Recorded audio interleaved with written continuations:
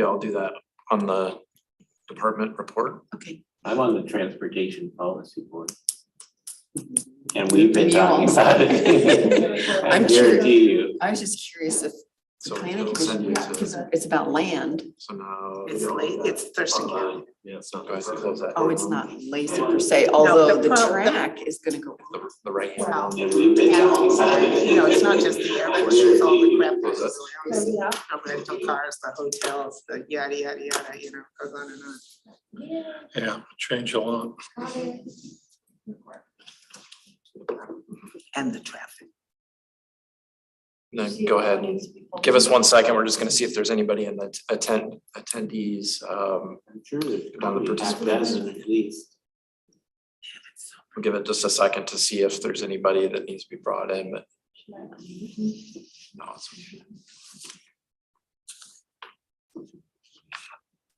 Maybe one of them's Judith. So I was thinking, Yeah. but I don't see anybody, so I would say go ahead and start whenever you're ready. Okay, I'd like to call to order the Lacey Planning Commission meeting, January 3rd. I'm looking for a motion to approve the agenda and consent items. Second. Moved and seconded. All those in favor? Aye. Opposed? Carries. Reach out to the public for comments.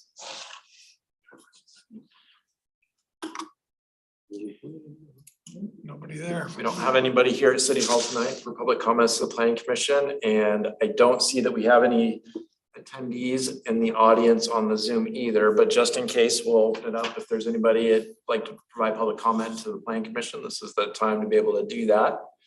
Go ahead and hit the raise hand function of the webinar and we can bring you in. Going once, twice. I don't see anybody here except for us and Grant, so feel free to move forward in the agenda. Commission members report. No report.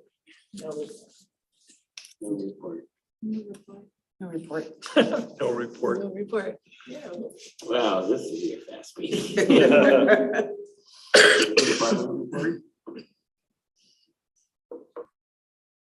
That'd be you, Ryan. I got it.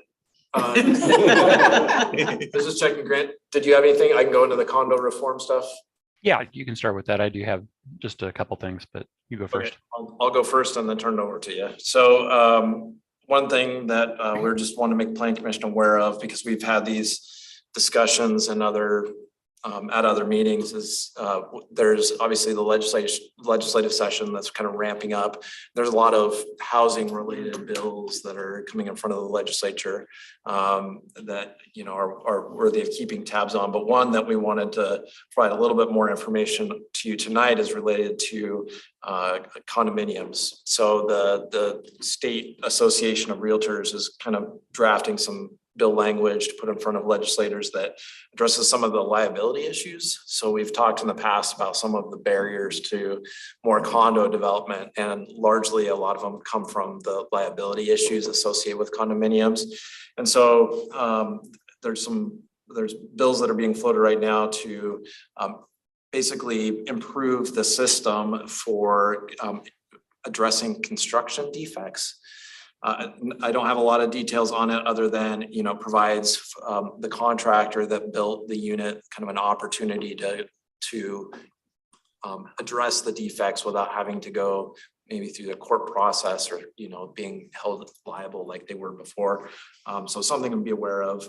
Additionally, smaller condo projects, those that are 12 units or less, would be subject to the same building code as essentially single family residential. Right now, they're held to basically a commercial construction code, which means that they're built to essentially a higher construction standard, a lot higher level of construction, whether that be energy codes or construction codes or others. And so smaller condo projects would be subject to basically the same thing as single family residential, which means that they're much less stringent.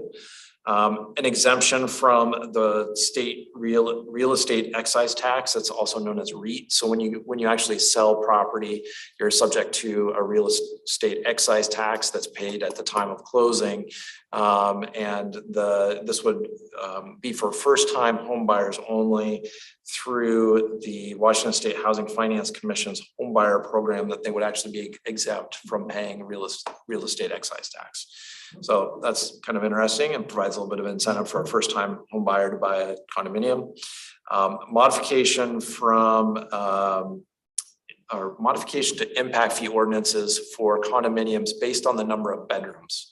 So for impact fee ordinances, they're usually assigned impact fees are assigned based on the individual unit and not necessarily thinking about like how big the unit is or how many bedrooms it is. So for example, like a school impact fee is based on the multifamily unit for a condo. It's not taking into account whether that's a studio or a 3-bedroom, which would have different impacts. You know, if you think about like a family living in a condo with, you know, couple bedrooms, 2-3 bedrooms versus a, you know, single person in a studio, that can make a big difference. So there would be some recognition that not all condo units are created equal when it comes to impact fees. And then finally, exemption from statutory condo warranties for those smaller projects of 12 units or less. So that the smaller condo projects are built using the same construction materials as single family housing. So instead of having a condo warranty, basically the construction defect laws applicable to single family home construction would apply. So again, I'm not worthy enough to know exactly what that means, but it just basically means that there's trying to reduce the amount of condo liability for the people that are building it. Basically, they would be subject to the same thing as a single family residential. So we'll keep track on that as it moves forward. Again, the role in the city of this is to, probably through our Association of Washington Cities and others avenues, is to, lobby for some of those improvements, because we see them as being really important. And there are other legislative things that are going on right now, but that seemed to be the one that was kind of the most on topic for what the Planning Commission's been talking about recently. So any questions on that? I just heard today the governor is proposing a big housing package in his budget based on loans to the state, and trying to get 43,000 units of housing per year for 10 years or something. Yeah, and there are also many different efforts as far as requiring minimum densities in single family residential areas, very similar to what we've done here in Lacey, which has been not requiring, but allowing duplexes or triplexes on individual lots. That's typically called kind of missing middle housing. The legislature is actually looking at going even further, allowing up to 4, maybe even 6 units on an individual single lot. So it would be a state law you're talking about? They're trying to create a state law for that? I mean, since you brought it up and wanted to talk about it a little bit, I'll just mention kind of what I know about the local airport process. And granted, I'm at an arm's length with this whole thing, as well as most of us here at the city are. So as far as I'm aware, there was a state commission that was in charge of coming up with some recommendations to provide at the state level for future airport locations around Washington, given that there's essentially capacity issues at SeaTac with the ability to build anything more there. And so they're looking at and going through a process to identify properties for potential airport locations, one of which has been one of the options has been Thurston County. And so there's been, I know, Mark Bailey, who is the executive director of Thurston Regional Planning Council, has at least sat in or maybe watched some of the commission meetings and has briefed the Lacey City Council on this. It seems to me to be a little bit of a process that hasn't really involved much of the public. It's been really kind of focused on maybe suitable properties and suitable locations given the geography of the state, and hasn't really involved too many, people at the local level. I do know that Thurston County, through I think the Thurston County Commission, has made some comments to the commission, and I think the city of Lacey, the council, has been a party to those comments that have been provided to the commission. But other than that, I don't know too much more than that because again, the process has really been very kind of hasn't focused a lot on public engagement and outreach. It's been more on finding suitable locations in the state for an airport. And it hasn't really involved any outreach to any of the governmental entities within Thurston County. Or anywhere else, yeah. Yeah. And I would encourage you to, and we'll send the link out to the city council meeting where Executive Daily updated the council. And I think it's pretty clear that he's been trying to track this process and is pretty frustrated with the transparency of the process and what's going back to the legislature. But it is early on. There's no actual proposal for anything. It would take the legislature to move forward on some legislation to get the ball rolling. So there's nothing imminent, and I think the city's done what we could at the appropriate level by joining the other jurisdictions within Thurston County and in kind of questioning the process. That's what I have. Grant, if you want to continue from there. Sure. I just wanted to say thank you for the past year and welcome to 2023. And we're looking forward to, there was a lot of change in the department and the city last year. And we're looking forward to this being a year of normalization. So try to get the ship from rocking all the time and moving forward with all the good work and supporting you all in the good work that you do for the city. So just wanted to say thank you. Thank you, Grant. Okay, any new business? Of course, we have something. Nomination and election of officers for 2023. It's that time of year where the planning commission will nominate and elect members to serve as the chair and the vice chair for 23. So I'm open for discussion or nominations. I would nominate you to be the chair. Second. I would just mention, I noticed our dates on the website, and you and I will be ending our terms about the same time. And I was just appreciating what a fine job you've been doing. And I also support the other two comments about for its continuing as our. Okay, thank you. So anybody else want to be chair? You're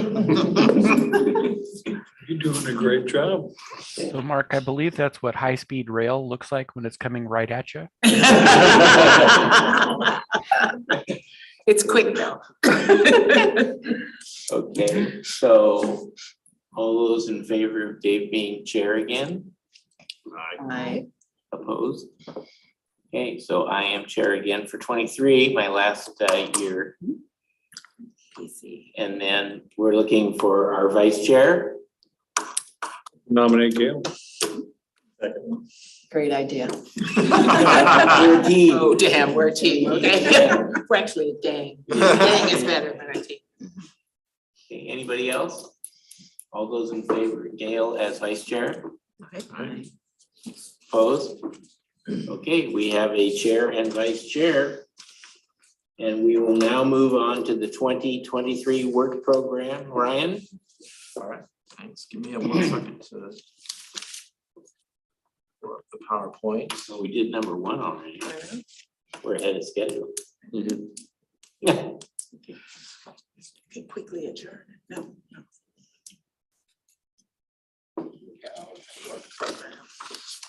Get one.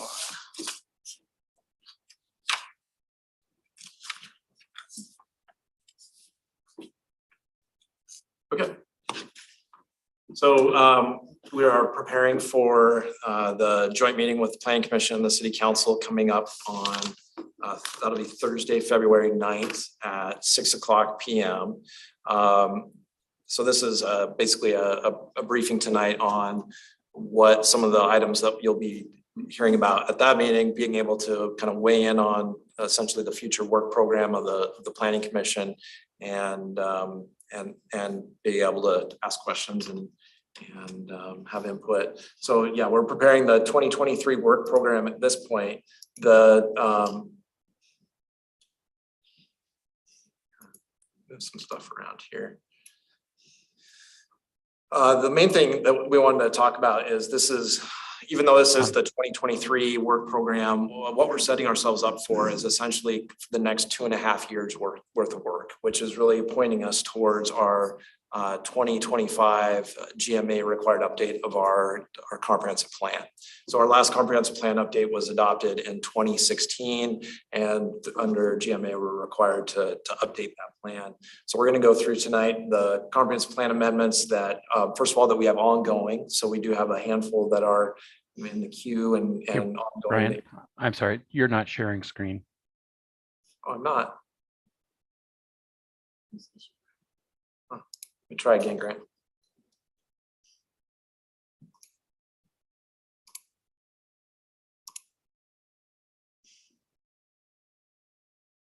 Can you see it now?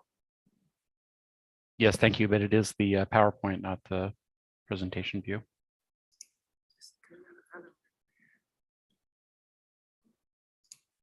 If you restart, if you just chose the wrong window, Oh, yeah. so he can't see that. You can't see this right here.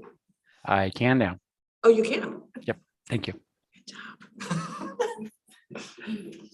Zoom is the So big we have, as I mentioned, we have several ongoing comprehensive plan amendments that we'll go through briefly tonight. We did receive one private application for a comprehensive plan amendment and rezone application for next year. We'll go through what that looks like, and that'll be considered by the council on whether or not to add that to our annual work program at the joint meeting. Go through the bulk of tonight is actually going to be going through this 2023-2025 GMA update. So that's really the focus of tonight. Also looking at what code revisions that we'll have coming up are revisions to our Lacey Municipal Code, mostly related to zoning, and then also where we're at when it comes to our joint planning requirements with Thurston County.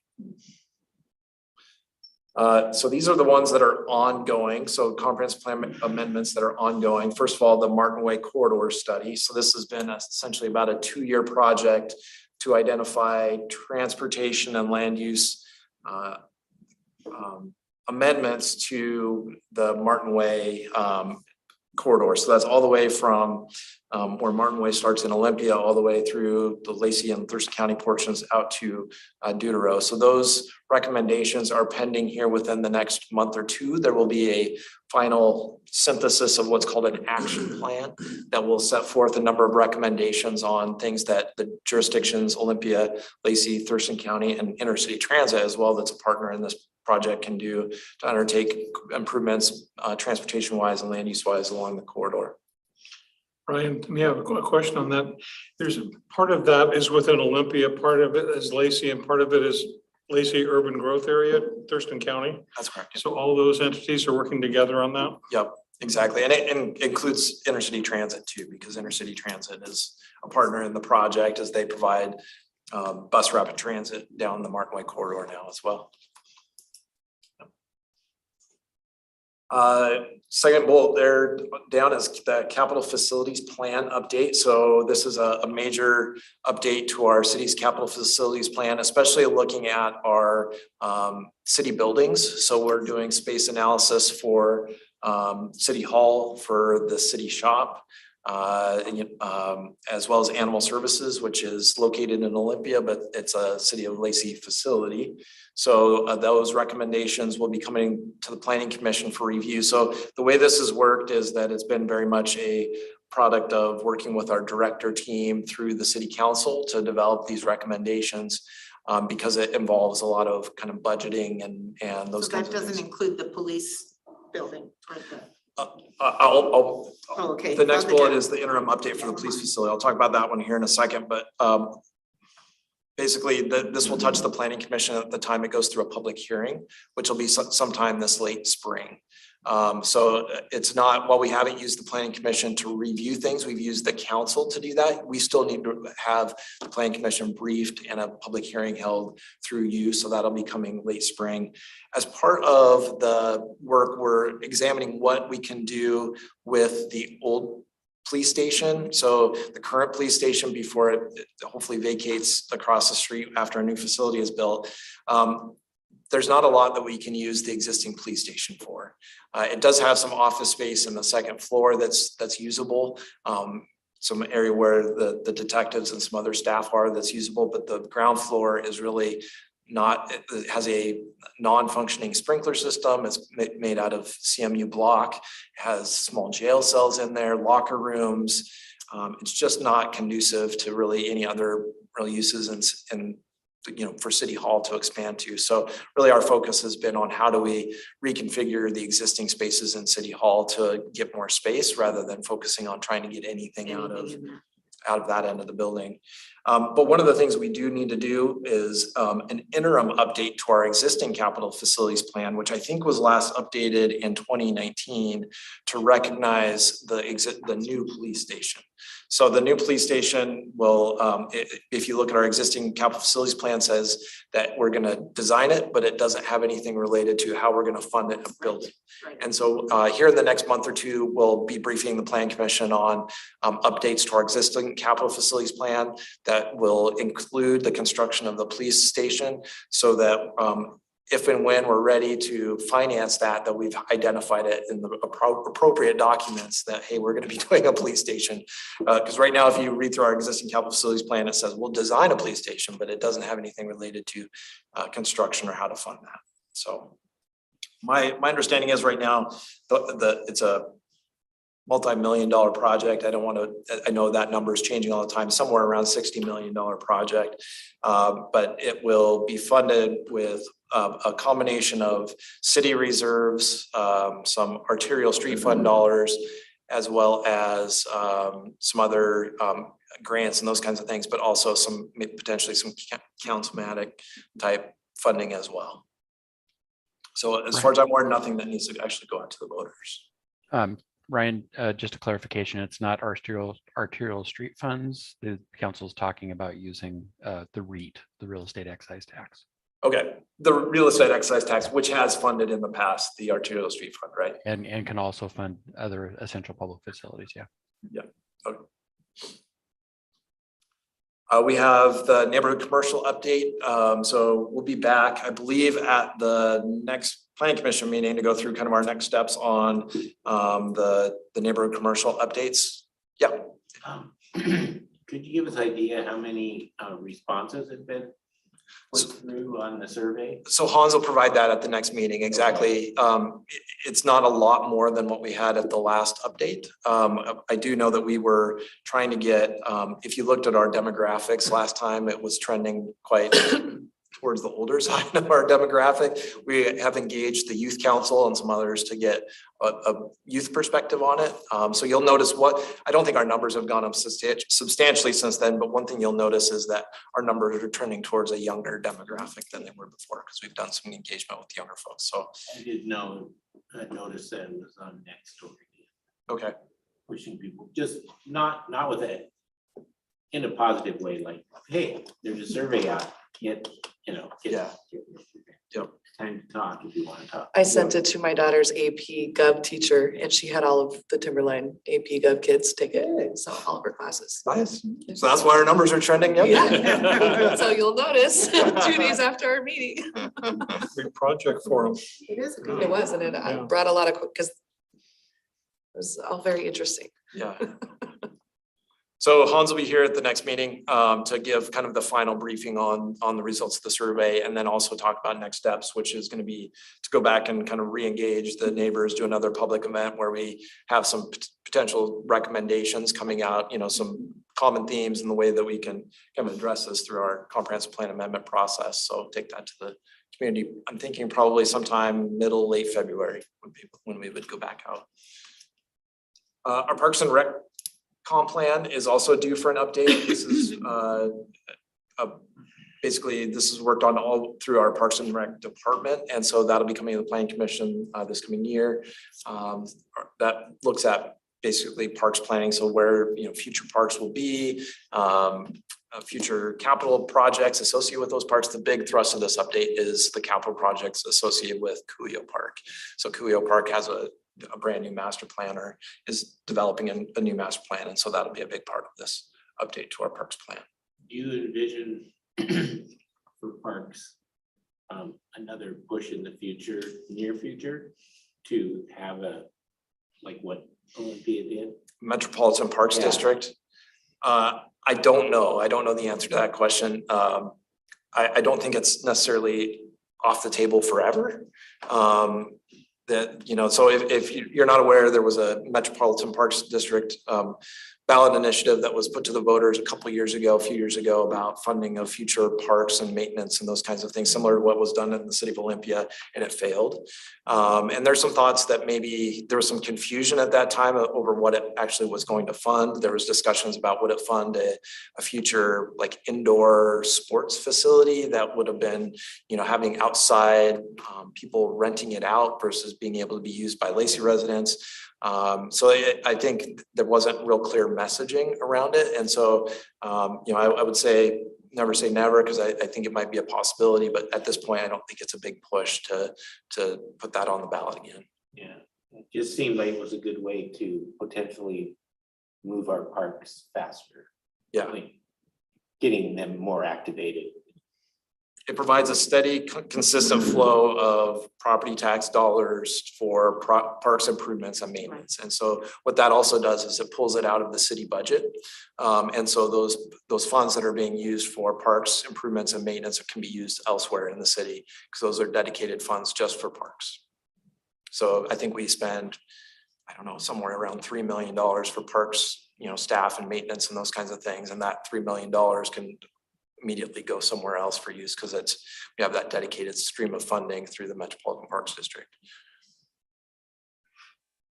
Metro Parks Tacoma is an example of a big Metro Parks District. And then the last one on this list on the ongoing, even though it's not ongoing, we do it every year, so I just put it because it's not very exciting. Is the 6-year transportation improvement plan. So we do an update to that plan every year. So it's kind of an ongoing thing in that we do it annually. And then moving on, we'll move to the private docket application. So we did receive, as I mentioned, one private application to be considered to be added to the work program this year. And this is just for your information. Plan Commission doesn't really have anything to do with this at this point. It does go to the council at the joint meeting. So we just kind of wanted to make you aware of it. So this is the Gwenwood Retreat Center, which is on the southwest corner of Hicks Lake. This is about a 28-acre piece of property, which you can see on the screen here. It's got this black outline around the outside. So Ruddle Road is to the left-hand side here. To the west of the property, Hicks Lake is here. To the south is 37th Avenue. They are proposing to rezone and do a comprehensive plan amendment rezone 7.5 acres of this. So this orange area from high density residential to open space institutional. This has high density residential zoning similar to the property to the north. This is the essentially the two, there's a number of parcels here, but two Hicks Lake multifamily projects. I think we're all aware of with controversies there. Basically, those are just to the north of the Gwenwood property. Gwenwood ownership and the executive director there and the neighbors came to me, and I met with them earlier this year. They were interested in having this rezoned. The neighbors, number one, because of the development that was occurring or it will occur in the area. So they had concerns. But Gwenwood also, the Gwenwood Retreat Center, if you're not aware, is a part of the old kind of resort that was one of the first resorts in Lacey. That was probably early 1900s, maybe 1920s, 1930s. And it was has a large clubhouse and outbuildings and those kinds of things. If you've never been out there, it's a beautiful piece of property. It's kind of like a little bit of the land that time forgot. It's especially the old clubhouse. They do retreats now there, so you know, things like big kind of corporate events and meetings, and they have like small cabins and those kinds of things. And they essentially the ownership wants to kind of keep it that way in perpetuity. So they don't want to develop it for high density residential. Their mission is, I think it's owned by a conglomeration of churches that want to use it basically as that kind of retreat center forever, which would be consistent with this open space institutional zone. So open space institutional means it would not be built on for residents or any other purpose. Right? Correct. So Keep it the way it is. yeah, open space institutional allows for a variety of different uses, all the way from kind of government buildings, all the way down to like parks. And so it's, and it would include this type of a retreat center. So they could build buildings on it, they could build it, but it would have to be consistent with that kind of retreat center. It wouldn't allow for single family or multifamily residential. Ryan, that's wetlands, is it not part of that? That's correct. Yep, if we want, let's, this computer has nothing to do with what's up there, even though I tried. Yeah, so not only is a portion of this high density residential, this pink area is urban conservancy, and that's the area that's within 200 feet of Hicks Lake. So that has special shoreline zoning associated with it. And then this blue is called natural zone, which is a large wetland complex. And I think this existing open space institutional is probably the buffers that are associated with it. So if I go to the next slide, you can see kind of the change in the topography and the trees that really show that there's kind of a wetland. There's a depression that comes down the southwest corner of Hicks Lake that's a large wetland complex. That's that the connects- waterway, I think, that actually feeds into Pattison. Is it? I believe so. I think that's where it comes from, yeah. So yeah, so a lot of it is already, wetland. This would be wetland buffer kind of up in here. And so, as shown on that previous map, really the developable portion of that is this north part. And that's the part that's zoned high density. Nice. Any other questions on this? Again, this is just a high level look of not considering whether or not the rezone should move forward or the rezone should be approved or not. It really is just whether or not the rezone application should move forward through the process at this point. So they'll have to submit a formal application and those kinds of things. Does the private party have to pay for this type of request? Yeah, yep, there's an application fee. I think it's around $4,000. That pays for our staff time basically to process it. Okay, so this is the section of the presentation related to the big 2025 Growth Management Act required update. So we're going to go through kind of all these different parts of what the update would entail. Now, this is a 2.5-year process. One thing we haven't done is we haven't outlined what we're going to be doing in 2023 versus 2024 versus 2025. And so really this is going to be kind of everything getting us up to June of 2025 when this would be eventually adopted. These will come in bits and pieces along the way. And we'll work as staff to kind of figure out the best way to do that. One of the good pieces of news is with the city's 2023 budget, we do have a couple new staff members coming on board. One would be a housing coordinator, so somebody that would focus on housing projects, housing planning, and those kinds of things as well, which is great. That's something we've never had before.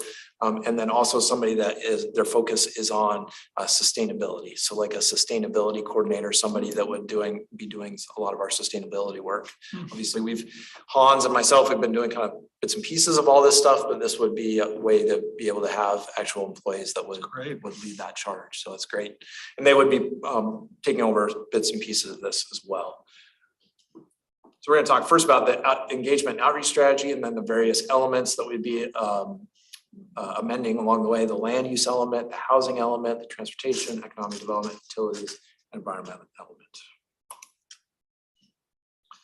So let's first talk about the engagement and outreach strategy. A lot of times the engagement and outreach strategy is almost as important as the actual amendments that you're doing to the comprehensive plan. So last time when we did an engagement for this, you can see our Envision Lacey logo. I think we did it was almost a 3-year engagement strategy by the time we were finished. So it started in 2013 and ended when we eventually adopted in 2016. One of the things that we really want to start out with, though, is an education piece with our outreach strategy. So, we heard a lot. We've talked a lot to people about, especially through the neighborhood commercial process, as well as these controversial permits that we've been holding hearings on lately. Is that people we can do more as a city to educate our populace, right? So like, what is a comprehensive plan? Why do we plan? Those kinds of questions and provide people with those backgrounds so that, you know, people kind of better understand the context. So they don't just see the apartment building across the street and say, well, that was done willy-nilly. The city is just approving that, given, you know, they haven't given any thought to this. It's like, well, you know, this gives a good background and understanding for, you know, why it is that apartment complex is popping up there. There has been, you know, substantial thought given to this, and that's why we plan. That's why we have a comprehensive plan. That's why we have a city vision. So that's a really important part of this. And two, you know, I've also seen that we have, especially since 2016, basically a new population of people that we didn't have. I think we've grown by almost like 10,000 people. In 2013, 14, when we were doing this outreach originally, we couldn't hardly get anybody to come to, you know, a meeting. We had to go where people were. So we did a lot of like, a lot of community events. So we went to Kiwanis, Lions Club, Rotary, HOAs, you know, so we really had to go where people were versus having them come to us. So we'll see, you know, how this kind of stacks up. But my anticipation is that we'll have a lot more engagement, I think, this year or going into this update than we have in the past. Obviously, you know, we want to have broad stakeholder engagement. You know, and this is just a small list of, you know, who will be reaching out to: residents, businesses, homeowners associations, the development community groups, as I mentioned, which was such a vital part of the last one to get kind of the message to those groups. But there are certainly others. One of the good things we do have now that we didn't when we did our last comprehensive plan update was we have 2 new commissions, and that's, first of all, the Youth Commission. So they advise the city council on issues, you know, from the Youth Commission coming out of the council. So those are essentially high school students that, you know, we have a real good engagement opportunity with there, as well as our Equity Commission. So we have an Equity Commission as well that's looking at, you know, all the city's plans and policies through that equity lens that then we could also kind of lean on to provide some good stakeholder feedback on. And then obviously to internal departments. So we want to make sure that we're coordinating across not only, you know, our department, but all departments across the city. And then two, using all the engagement tools and methods that we have at our disposal. So, you know, those are things like social media and those kinds of things, but it's also things like utility bill inserts and maybe Nextdoor. We get into that. Just we want to use all the variety of techniques. And, you know, if there are certain things that you guys are seeing, this would be a great opportunity to let us know, you know, what opportunities you're seeing out there for outreach. Obviously, sometimes, you know, you tell somebody we're going to be updating our comprehensive plan and our vision for our city, and they just kind of glaze over and don't really know what that means versus, because it's not as tangible, right, as like a permit or, you know, a development. So if there's ways that we can kind of address that, I think that would be something to talk about.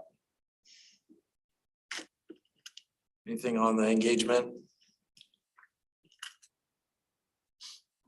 So we'll move into the various elements of the comp plan at this point. So first part of it would be the land use element. The land use element generally is kind of the biggest part of this. When people generally think about the comprehensive plan, they think about the land use element, which sets the kind of the story for the zoning and those kinds of things.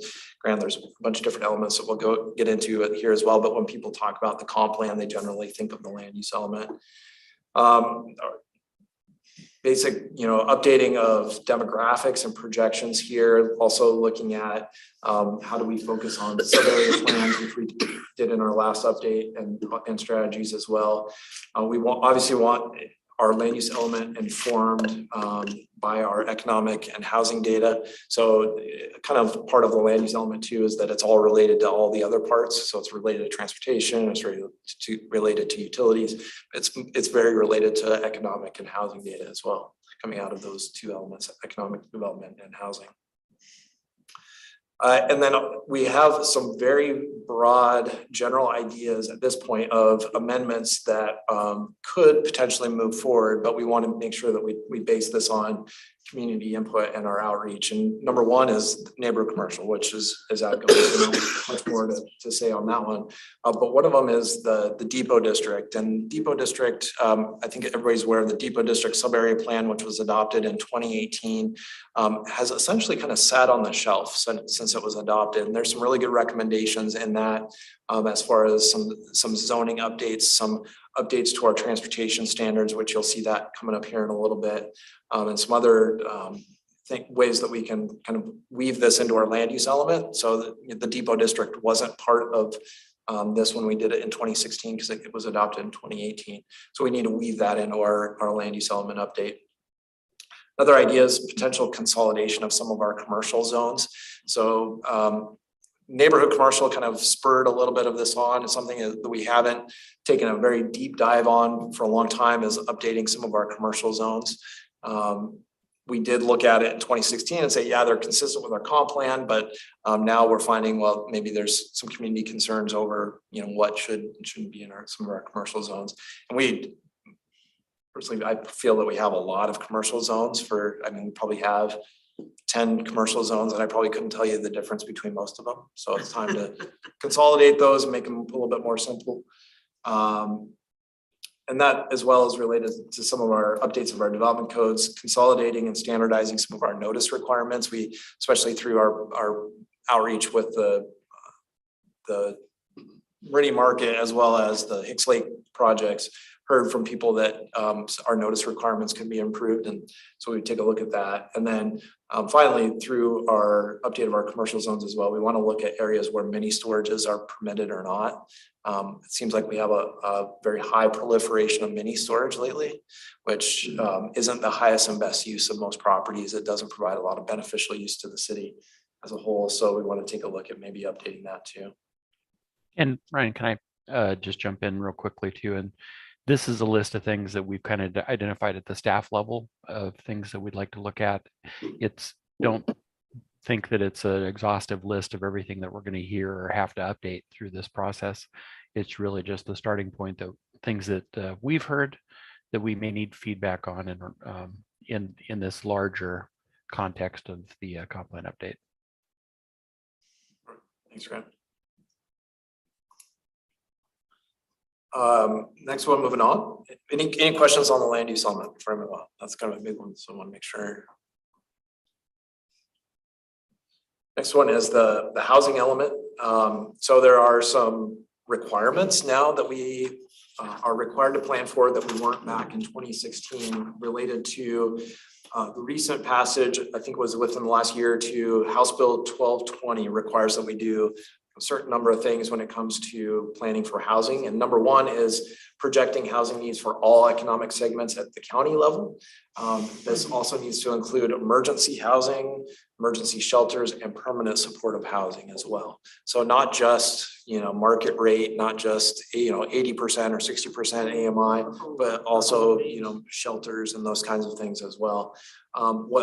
What's happening is that these are provided at the county level, and through our work with Thurston Regional Planning Council, those are kind of being allotted to each individual jurisdiction. So we're going through a process right now to identify what those housing needs are at each jurisdiction level. So in planning for that. Which How is that determined? it's based on information that the state OFM, I believe, gave to each county to it basically said this is what each county needs to provide, and then it's up to us at the county level to kind of figure out where those are allotted. Grant, do you know more about that than I do? I'm just curious on what metric they use to determine what is Lacey need versus Olympia versus Tumwater. And that we're going to start having a staff discussion here very shortly. In fact, the meeting's already been scheduled between the planning directors and TRPC to try to figure out amongst ourselves what makes sense for those to develop those metrics and how to develop the methodology. So it'll be a collaborative effort moving forward to figure out, how to do it at the regional level. Did that help, Ryan? I think so. Next bullet, guidance on provisions for moderate density housing options, duplexes, triplexes, et cetera. We've got this one covered. This one, good news here is that, you know, with the passage of some of the work we did on our low density zone consolidation, allowing duplexes and triplexes on individual lots, we've got that covered. So we're good there.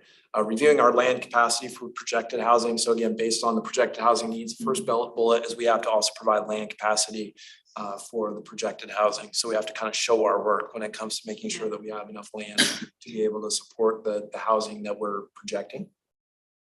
And then finally, examining racially disparate impacts, displacement and exclusion in housing policies and policies to address them. So if there are things like, you know, policies or other things on our books to look at, how do we, you know, if we're including a certain segment of the population, we're excluding them from housing, we need to change our policies to make sure we're including everybody. So those are what are required at the state level. Now, kind of what are we identifying, at least early on from our perspective at the city level? So number one, we've done a significant amount of housing planning since the last update to our comp plan. One being the affordable housing strategy, which was adopted back in 2018, and then the housing action plan, which was adopted in 2020. And basically what we need to do, those are kind of standalone plans. They're adopted as appendices in our current housing element, is that we need to do a better job of folding those into our actual housing element. So they're not just standalone documents, but they're, you know, they're integrated into our housing element. Much like the other elements, we need to revise our demographics and our projections kind of based on the slide before. And then probably the biggest thing coming out of this slide is, I don't know if folks remember last year we were approached by a group of manufactured home residents at Mountain Green Mobile Home Park that kind of saw that they didn't own the property where their manufactured home was, that there may be some efforts from their ownership to try to sell to displace them and move in somebody, maybe like turn it into a single family subdivision or something like that. That application didn't move forward because we didn't have the staffing at that point to be able to do a project like this. Good news is with the addition of our housing coordinator and maybe even some work that we might be getting from an intern, is that we maybe actually be able to push this forward in 2022. So actually do a manufactured home park preservation ordinance. I'm not exactly sure what that will look like at this point. What other jurisdictions have done, including Tumwater, they've adopted a manufactured home park zone. And basically the only allowed use in that zone. So they turned their existing home parks, they went around the city, found out where they were. And the existing manufactured home parks basically were put in a manufactured home park zone, where the only thing you could do is manufactured homes. So it really limits the ability for somebody to come in, buy the property and turn it into something else other than a manufactured home. So that's an equity issue as well. It is. There are other avenues that we could take. It doesn't just necessarily need to be zoning. It can be other things like requiring a first right of refusal. So that a first right of refusal process would basically be if a manufactured home owner or park owner, excuse me, ever wanted to sell their property, they would be required to put it up. Their first right of refusal would be given to the park residents. Right. So it basically says, hey, if the park residents want to buy this park, they can. They get the first ability to be able to do that before it's sold to somebody else. Income of people. So those are some options available. Not exactly sure, you know, how that whole process will bear out, but you know, what it'll do is we'll need to do a good inventory of those parks that we have around the city, what the quality and condition of some of the units are, and kind of get our heads around that a little bit, and then start looking at some options as far as you know, what things might look like from a preservation standpoint. Also to definitely want to engage the residents of the park as well as the owners. I mean, the owners, you know, also need to be engaged in this process as well. I think Used to those, be a few on Martin Way. I was gonna say the Martin Way corridor studies are probably gonna be working with this too. Yeah, yeah, it absolutely will. And you know, the unfortunate thing is that the ones along Martin Way are in pretty poor condition. And Well, so the one that asked is probably the best. yeah, and you know, when it comes to those, it's like if you, let's say there was one on Martin Way in the city that you would put in a manufactured home park zone, well, is that the best use of that property forever? You have people that are in some pretty poor living conditions there, that may not be the best use of that property is for a manufactured home park to be there forever. Maybe, you know, you do other things like require, you know, if they're ever displaced, that there be a fund that they be able to tap into. I know there's a statewide fund, but it seems to be kind of perilous whether that's funded. Maybe, you know, we do something locally to fund more. So your displacement type. housing person can do some interface with that. Exactly, yeah. That's great. So the demographics for all of this, it is coming from the 2020 census, presumably the projections. It's informed by that, but really our go-to when it comes to updating demographics and stuff is Thurston Regional Planning Council. Okay. Because they have staff that's what they do is they look at land use, they look at historical data, and you know, all that stuff kind of with the census and everything. They have a way of kind of putting it all together and making it a really accurate Yeah, good. projection versus just focusing like solely on like, well, what does the census say and then Yeah, projecting which from is pretty. There's other, what is it, American Community Survey, which is kind of like between each census, they do this ACS survey. That's even more accurate than the census usually is. When it comes to giving us better information.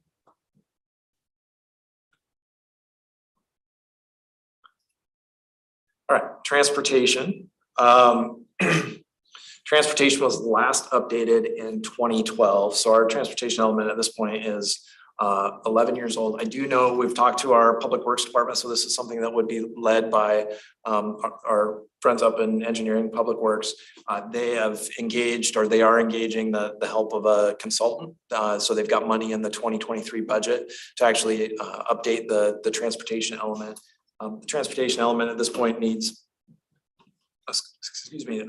several planning efforts that we've done, much like, say, the Depot District or others that we've done since the last major update. So, you know, things that come to mind here, first of all, is our pedestrian bicycle plan. So we've got a very robust pedestrian bicycle plan. The recommendations of that need to be integrated into our transportation element. The Martin Way corridor study, as we've already talked about, also integrated in. And then finally, the Depot District sub-area plan. So in addition to some of the land use recommendations in the Depot District plan, there's also some pretty significant transportation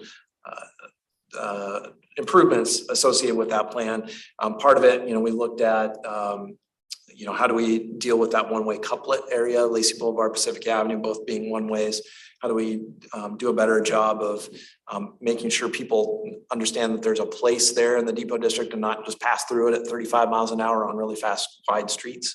And so there's some good street kind of diet plans in there that we would need to get integrated within our transportation element as well. Some of the kind of options to put more on-street parking on some of those streets, Lacey Boulevard, Pacific Avenue, narrowing them down. They're quite wide. Every time I come down Pacific Avenue, I'm like counting, I'm like, there are 5 lanes here. Yeah, yeah, There's yeah, 5 yeah. lanes on Pacific Avenue. And we're already having Causes everybody discussions. to go faster, I faster, know. faster. We're already having discussions with Public Works, trying to integrate that in. So they've actually got some ideas for some projects moving forward. So that's what we need to get integrated in the transportation element. And I think about that area of town too. I'm like, man, if I'm ever like in a plane that's like running out of gas, Yeah, Pacific, yeah, right. that's where it's landed. Economic development and utilities elements, they're not necessarily related, but there wasn't enough for each slide to have its own. So first of all, economic development element. So there's 2 parts of this. First of all, the economic development element, which is much like our other elements, goals and policies and those kinds of things. But it has a second part of it, which is an economic development strategy. And that strategy provides much more specificity when it comes to what the city does to encourage economic development. So it's, you know, specific outreach, specific you know, engagement with property owners and stakeholders, and you know, the things that we do to encourage business in Lacey as part of that strategy, and that eventually leads to a work program and what West Wesley, our economic development coordinator, does on a daily basis. We have recently done an update to our economic analysis 2022. We last did that. So that'll give us some good information on what we need to focus on from an economic development standpoint that can be then folded into the update to this economic development element. The utilities element is, first of all, there's kind of two aspects of the utilities element. First of all, there's city utilities, but then there's also private utilities as well. When it comes to our city utilities, if we are doing any substantial upzoning or redevelopment, we obviously want to make sure that our water and sewer systems are capable of handling that. So if we do any significant plan updates that do increase densities and those kinds of things, we want to make sure that we coordinate that across our water and wastewater system plans to make sure that those planning efforts are in place so that those utilities can handle that type of development.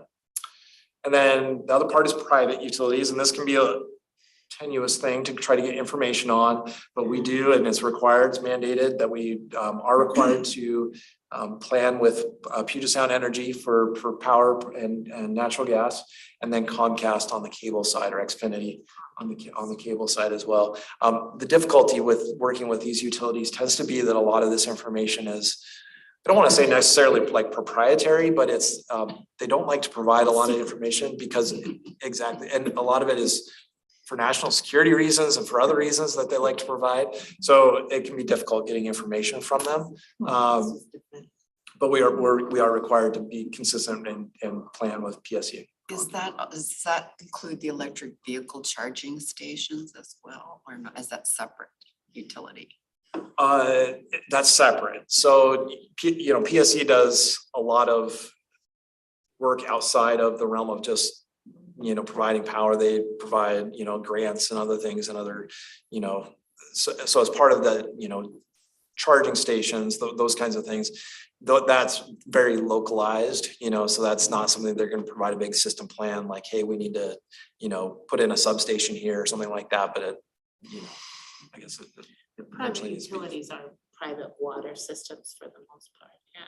I can't think of any else. And we don't really have any in Lacey. You don't? Yeah, Good, that's yeah, good. we have a handful in the urban growth area. Yeah.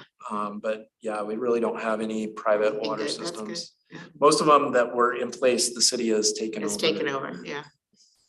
There were a couple when I first came. Yeah, there were a couple in the older parts of Lacey, which is interesting because, Golf club. like you look at some of how Lacey got a start was actually because of some of the fathers, the founding fathers were water purveyors. Yeah. So names like Yeah. Huntemer, so Huntemer Park. Huntemer, Yeah, so there's the Huntemer water system. Yeah. The environment element, excuse me. So the main thrust here is that our last update to our comp plan was based on the goals and policies of the 2010 CR2 strategy. So we did have a so CR2 stands for Climate Reduction Resiliency Strategy that was integrated into that 2016 comp plan. But since then we have since adopted the Thurston Climate Mitigation Plan. And so we need to update our environmental element to fold that climate mitigation strategy into our plan, but also then update our goals and policies based on the policies coming out of that climate mitigation plan as well. And then also integrate through our various comp plan elements. So one of the things, in addition to equity, is also it seems to be equally as important now is making sure that whatever goals and policies we have are not only looked at through an equity lens, but a climate lens as well. So, are we having goals and policies that are inconsistent with the goals and policies of the Thurston Climate Mitigation Plan? They should be consistent, right? So that's one thing, both equity and climate, those are going to be the main focuses. Not exactly sure how we're going to do that, if it's maybe like a report card or something like that we include in our comp plan update, but something that recognizes each goal and policy has been evaluated through an equity lens as well as a climate mitigation lens as well. Inventory our critical areas and other undevelopable land. So this is kind of an important thing. It was related to the next one, which is updating our tree canopy inventory. So kind of giving us a better idea of what we have in terms of lands that won't be built on, that we can use as kind of beneficial lands when it comes to CO2 gas reductions. And for those members that have been around a little while, we did get a significant number of comments on the validity of our last tree canopy survey. And so my understanding is those flights are done. So we base it on some remote sensing information that we got from like the US Department of Agriculture, I want to say. It's an infrared, basically aerial photo that we use for that. That next flight, those flights are done every 2 or 3 years. And so we should be ready to get some more data. And then we can see where we stand in terms of our tree canopy percentage and figure out if that's gone up or down. I was curious, I was reading about the habitat conservation plan and those updates at is it state and national level, how they're streamlining those so that there could be like credits from for maybe taking the pocket gophers habitat and getting credits on another place so that the housing or other projects can go forward. So is that something that's going to be discussed in this plan? It's not. I mean, so the habitat conservation plan is at the county level. So it's for threatened or endangered species. So it's specific plans related to those species that allow for permits to move forward on projects. It basically sets kind of like a consistent way of basically buying into a system as a kind of a fee to be able to offset impacts to, in this case, usually pocket gophers. And so for us, I guess the good thing is that we don't have abundance of pocket gophers in the city, and it doesn't really affect projects. There are some pocket gophers, but those will be looked at kind of on an individual basis. And those are regulated through the federal government. So they have to do essentially an individual plan for each one of those projects versus like in Thurston County, they don't need to do an individual plan anymore because it's covered under one major habitat conservation plan. Isn't there also a special one for, is it a chipmunk or a It's squirrel? the Western gray squirrel. And it's over, they did some oak trees. Yep, so they love the Oregon white oaks. Yep, so you'll see a lot of protections on Oregon white oaks because they like the acorns that are associated with the Oregon white oaks. Don't we all?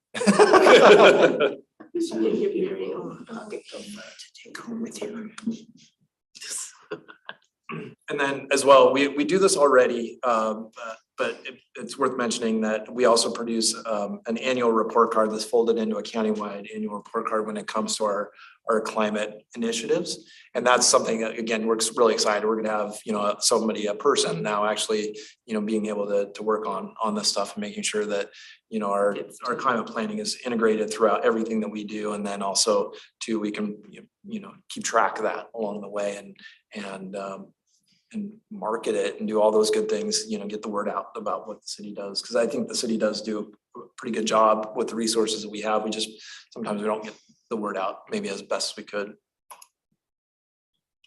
So that is it when it comes to the kind of major overall comp plan update. Any questions? We're gonna move through. We just got a couple more slides here. Are you gonna send us these slides? I certainly can, absolutely. Yep.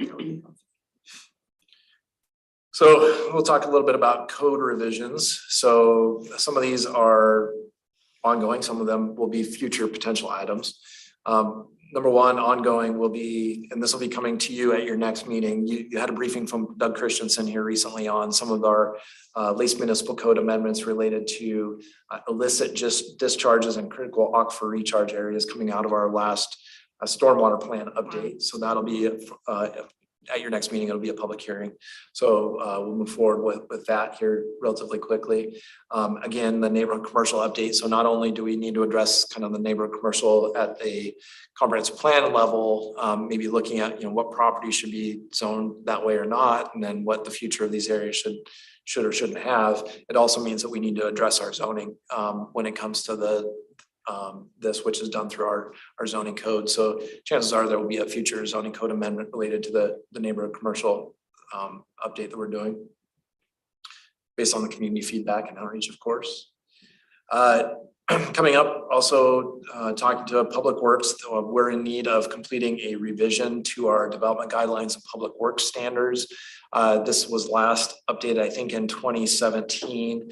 The development guidelines and public works standards are essentially kind of with a private development project, they're all the requirements that are things like water lines and valves and sewer lines and manholes and those kinds of, the hard things that go in the ground. That's the standards that are established that the council's adopted for that. There's been a number of technology changes, changes to different standards that we're ready to take another look at that as well. And then finally, this is kind of a big lift of a future potential item, but would be something along the lines of a unified development code. This kind of is very, I would say, parallel to the consolidation of our commercial zones, is that we have a lot of language in our current zoning ordinance that could be cleaned up and consolidated into essentially one easier to use code. Our current zoning code, I think, came from the early 80s, probably like, I want to say 81, give or take, and pieces and parts have been added to it and taken away. But there's never been, we've done audits of that code, and we've changed it where we could, but we've never taken a consolidated look at, what overlaps, what shouldn't be there, should be there. And putting it all together in this unified development code that makes it easier to understand, easier for the public to understand what is or isn't allowed in some place, rather than having it be so kind of segmented and separated as it has been over time. Computer's not gonna do anything. Still. And then I believe this is the last real slide here, which is just a quick update on where we're at when it comes to joint planning. And so when we say joint planning, what we mean is basically Thurston County's adoption of our 2016 comprehensive plan. So we are getting ready for our 2025 update. Thurston County still has not adopted our 2016 update. And so our UGA, the last major comprehensive plan was adopted in 2003 for our UGA. So we're 20 years out of date with our last update to our comprehensive plan. Thurston County is ready to go on it for this year, and Hans has already been working with them to do some early public They're ready outreach. to adopt the 2016, is They that are. what you're saying? That's what I'm saying. And does it typically take 4 years for them to adopt something? Thurston County is always, 5, 6? well, maybe not always, but generally behind us quite a bit when it comes to these types And of is things. that because they quibble over stuff or because? Not so much. It seems to be more of kind of a resource limitation that they Oh, have. They just don't have the staffing to. They haven't. I mean, the good thing is they're committed to doing this year. They've already completed Tumwaters. That was the first out of the gate. They just completed Olympias, and now they're ready to move on Lacey. So, fingers They're crossed. picking up speed or? I don't know. It's downhill from here. Yeah. As a reminder, so here, I just listed out some of those things that are important when it comes to our joint planning update. And what I'll mention is, obviously, we've been doing the outreach, and we will, coming into 2023, be scheduling some joint planning commission work sessions. So you'll be having joint meetings with your Thurston County Planning Commission compatriots, and then also a joint public hearing as well. So kind of the unique thing about this is we're so far behind is that I don't think anybody hardly remembers what we did in 2016. And so that's why Hans is starting to get out in front of some of the outreach to let people know, hey, these were some of the important things that came out of that 2016 update. So that's why I'll also remind you as well, is that number one, we still have agriculture zones in our urban growth area. And if you think back on the Growth Management Act, the Growth Management Act really, in order to limit sprawl, basically says, hey, agriculture should be out in the rural county and not within our urban growth areas. Our urban growth areas should be urban, but we still have agriculture zones in our urban growth area. And so we want to take a look at maybe. Do we have the emus? Are they? The emus are agriculture. The emus are agriculture. So the Emu Farm that's on Marvin Road is zoned agriculture. There's a couple others too. Yeah, Yeah, the emu oil people, yeah. It's agriculture. Yeah. It's a Uh, farm, you can visit it. another part is joint planning and coordination. We've had, especially when it came, this maybe is we're turning in the right direction on this one because we've been participating jointly with Thurston County on the Martin Way corridor study. But if you'll remember, we even got to the point of, there was some issues with some of the permits that they were issuing along Martin Way. And we even got to the point of, of looking at appealing some of their decisions because they weren't consistent with the zoning or the comprehensive plan. Diversity of housing types. So, just think about all the housing work that we've done in the last 4, 5, 6 years. That hasn't been happening in our urban growth areas. So things like the low density zone consolidation, they still have 2 low density zones. They haven't consolidated them, and they haven't allowed for the duplexes and the triplexes like we have. So they have a relatively low density out in the urban growth area still. Looking at these, what we're calling urban holding areas. So we have 2 areas of the urban growth area. One is Pleasant Glade, which is around kind of Pleasant Glade Elementary north, kind of around Slater Kinney Road, 15th Avenue, north of 15th Avenue Northeast. And then the other is the McAllister geologic sensitive area down in the very far southeastern corner around Yelm Highway and Meridian, designating those areas as urban holding areas. One of the ideas, we have such a large UGA. One of the original ideas was, well, the reason we'll have such a large UGA is we'll provide sewer to all these areas. Well, especially in Pleasant Glade and in the MGSA area, we're no closer to providing sewer today than we were 20 years ago. So maybe it makes sense to pull them back, make them like an urban holding area where if we needed to expand, that's what we would expand into, but maybe looking at actually reducing some of our urban growth area. Martin Way, we talked a lot about transportation. I think transportation generally is getting better. This originally was had a lot to do with some of the developments that Thurston County was permitting along the Marvin Road corridor. Marvin Road hadn't been improved in a number of years. I think there's been some improvement on Marvin Road lately, but what it was doing was it was basically putting a stop to some projects that were sending vehicle trips down Marvin Road because it was tripping what's called concurrency. So basically, in order to correct that, you had to fund the project to address the deficiency Fix it before in the you could even get your permit. Yeah, so you had to fix the county's problem before you could get your own permit. And then septic systems. So it's I don't think any secret that we have, throughout Thurston County, at least in the urban growth areas part, the highest proliferation of septics is within the Lacey urban growth area. And the council has done a lot to try to address this through some projects that have been ongoing, but looking at how do we wean ourselves off septics and maybe even prohibiting them from future projects in our urban growth area. Hasn't that already been done? That hasn't been approved yet? No. Okay, No. requiring it for new construction? It's required, well, it is in Lacey, that's a requirement in Lacey, but not the to UGA. And then finally, the last bullet there is that it hopefully will set the stage for a future annexation plan. This is really a goal of the councils to put together a plan of showing what areas should be annexed and when, and showing some of the pros and cons of benefiting certain areas. We've obviously annexed a lot of property the last 5 years. And so there's not a lot of low hanging fruit when it comes to annexation.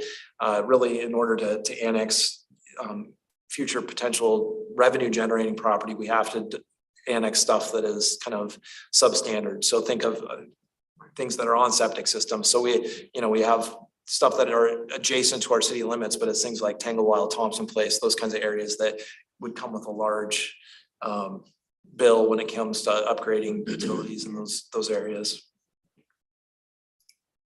And that's it. So with that, happy to. There was at one point a push to annex those areas. Is there no longer quite so much? Are you talking about the Martin Way corridor specifically? Yeah. Well, we did a study, an annexation study a few years ago, showing what the kind of the cost benefit is on annexing the Martin Way corridor. what we found was that it was gonna cost somewhere between $1 million to $3 million a year to serve that area, even given the commercial along Martin Way. The commercial along Martin Way doesn't pay for Doesn't pay for the the rest of it, residential. yeah. So really, it's a net loss when it comes to the city financially, from annexing that area. I mean, if on the other side of it, if you're pro annexation, well, you say maybe, well, if that area is Lacey, maybe, and we have more influence in it, maybe we're able to generate more revenue Yeah. because we have control over the development standards in that area, that they have to abide by city regulations and not. But the there's county no push regulations. from the resident side No, to do that. not that I've heard at all. Yeah. Do you think that with new commissioners for the county that any of this is really gonna happen? I mean, do you think that the county is gonna, because they're gonna have a lot to do internally with 2 new commissioners, right? I mean, do you think that they're really gonna move forward with joint planning? I think so. I'm hopeful. It sounds like having 5 people is a lot easier to make decisions than with just 3. Yeah, well, I'm not exactly sure the timeline with the 5, but at least this year, Right? this year will at least be the existing 3 commissioners that will have to. So the timeline with joint planning is that we're gonna be doing outreach coming up this spring, leading into the spring, and then as we get into like summer, be doing those hearings and those kinds of things, leading to getting this in front of the county commission by like fall, and then eventual adoption by the end of the year. So that's kind of the timeline on the joint plan update. But I'm hopeful that, especially because the way that our countywide planning policies are written basically says that the city does the long-range planning for the urban growth areas, that they would, that their staff would help kind of guide them through that and understand that, city does the long-range planning for those UGAs. And, when we come to them with recommendations like this, it's not that we just whipped it up and here it is. Yeah. We've gone through a substantial outreach process that, we vetted these ideas that, and this is the area that will eventually be Lacey, right? So the theory is that, if and when it's eventually annexed, that it's under a consistent comprehensive plan that it's always been under consistent development regulations that it's always been under. And so that's the theory with joint planning, is that it's kind of an interim period from when the county has it to when it's eventually annexed. So the idea, is that it's consistent, so we don't get, a 20-year-old plan leading the future of the UGA, and then we come along and annex, and then it's a totally different comprehensive plan and development standards that it is annexed under. Any other questions for Ryan? I'm just a little curious that the Build Back Better, the federal legislation that's supposed to build infrastructure. Is that going to be trickle down to the city, or is that coming through the state? What's the mechanism or pathway for that infusion? I don't know enough to know enough about that. Okay. I don't know if Grant does or not, but No, but we can certainly report out at the next meeting. yeah. Get our feedback from our lobbyists. Thank you. I have a question that kind of ties into what you were talking about, but more, we have a public hearing next week on the illicit drainage and. In 2 weeks, yeah. In 2 weeks, yeah. Have we followed up? I mean, I think we talked about outreach when Doug was here. Has any of that happened? Has there been any comment? Like, can we expect it to be just a kind of pro forma kind of thing, or is? I think so, yeah. I've talked to Doug about the outreach. I know that, they've got their water resources folks that have been getting the word out. My impression is I think it's just gonna be a kind of a formality. So I don't think there's a huge concern from the development community on the updates, so. Any other questions? It's like an administrative question. So I assume we're gonna be getting lots of documents to review. I have no way to review or edit on here. Is there a way to get an upgraded version of PDF so I can do that here? Or do we need to print and? I'll look into Does that that make as sense? well. It seems to me that there was originally a way to be able to do comments in there. Maybe it was like a notes app or something, but it's been so long, I've forgotten. Okay. So let me look into that Okay. and see, you're also welcome to excuse me, to send everything, like you could send it to your home email or whatever, Yeah. do stuff on your own and then Want to send be it back. sustainable, Ryan. Well, it's sustainable, it's just ones and zeros. Send it to your home, your home computer, whatever, you can do it, on your, laptop or whatever, Yeah. and then send it back to this. I mean, you're welcome to do that. So, Right, comments, yeah. but I'll look into that as well. I think that's something that it's been a long time since I've dealt with the iPads when it comes to editing. I seem to remember there was originally a way to do that, but I've long since forgotten. And that's a great comment to try to, figure out how to collaborate digitally. So we're on it. They work now. They didn't work for a while. That's right. You've made progress. We I did won't- COVID, major progress. Yeah. I won't make any iPad versus Android comments, but Any other questions for Ryan? Okay, we will move on to old business. There is none. Unless We Gail killed, has no, some- I was gonna say we killed all the old business. Yeah. Communications and announcements. Anything? We don't meet Tuesday, we meet on the 9th, correct? No, we meet Well, our next Our meeting next is the The 17th. 17th. And then the following month The it following changes. one was canceled because we're meeting on Thursday. Got it, okay.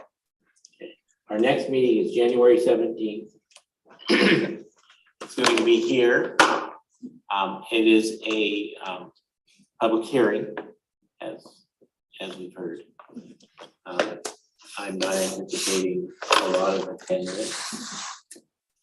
I don't think people really get into stormwater. Until it gets into them. and- They should. Yeah, then there's interest. Okay, so at this point, we are adjourned. Thank you. Thank you.